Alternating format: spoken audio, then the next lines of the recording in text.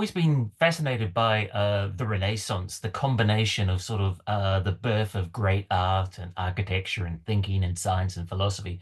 And yet it's also the place that gives us Machiavelli's The Prince, which is basically the handbook for political backstabbing, whether you're in Wellington or Washington or Westminster. So the combination of those two things in one place is a great setting for any kind of storytelling for me. And I've always been fascinated by Florence itself as a city. My grandmother's name was Florence, although I don't think that's the reason why. I suspect it was probably I watched the film version of Room with a View many years ago, and lots of lovely images of Florence. I saw that while I was still in New Zealand, and so that always inspired me, and I wanted to visit Florence. And then I picked up a book and it talked about the fact that the criminal justice system in late Renaissance Florence was roughly comparable to a modern day police force. And that was the light bulb moment. I went, police procedural and Renaissance Florence at the same time. So yeah, that was the reason.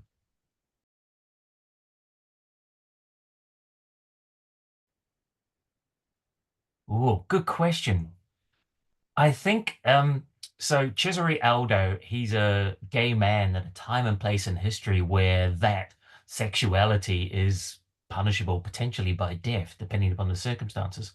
So although he enforces the law, he's also on the wrong side of the law as far as the law is concerned. So you have this dichotomy going on. You have his private face and then the public persona he presents to the world. So Aldo believes in justice much more than he believes in the rule of law, which makes him a really interesting, sort of multifaceted character to work with and to write. And we're sort of slowly unpeeling the character and discovering more about him, which is really the reason why I think we're now into book four has come out in the UK.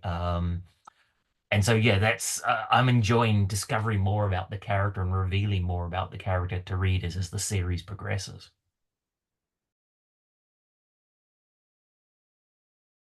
I've written a lot of different things over the years. I've written radio plays, I've written TV dramas for the BBC, I've written comics and graphic novels. And particularly with screenwriting, but also with graphic novels, you have to think visually. You have to be able to sort of take the inner life of the character and externalize that, if you will. The other thing I've written a lot of is what's called licensed tie-in books. So characters like Doctor Who and Judge Dredd. I wrote a Nightmare on Elm Street novel for my sins. And with those, you have to be able to tell an original story, but fit it in around a sort of pre-established continuity, if you will. Well, actually, historical fiction is a lot like that because you're telling original stories in the gaps between established history.